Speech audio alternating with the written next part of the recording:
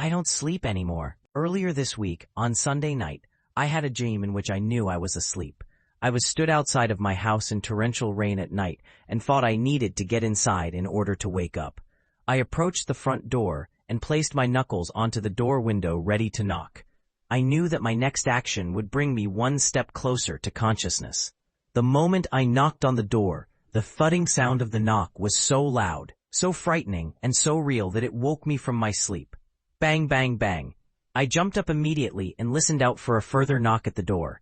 I was roasting hot, sweating profusely, and my heart was beating so hard, I don't think I would have been able to tell the difference between a knock at the door and my thudding heartbeat. After I came to my senses and realized that the possibility of the door knocking at the exact moment of dreaming it is incredibly low, I fell back to sleep. Monday, the very following night, I had the same dream.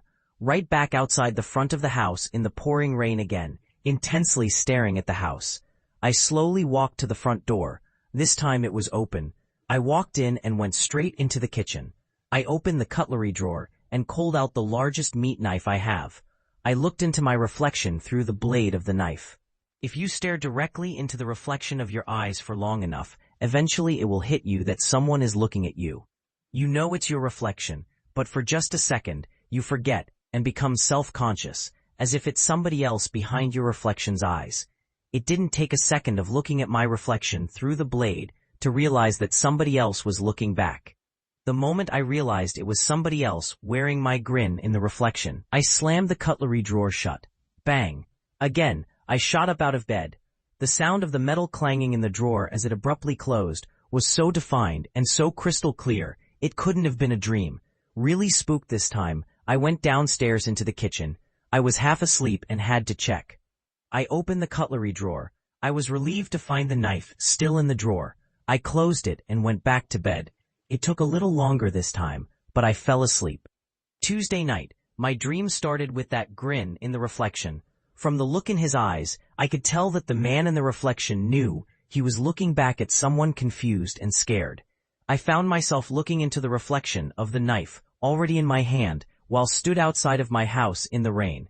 The front door was open again. I walked into the house, directly up the stairs and into my bedroom. I looked at the bed and saw someone sleeping in it. It was me. I knew what I was going to do, but also knew that I couldn't stop myself. Instead, I kept thinking over and over again, wake up. My emotions were both in two extremes at once.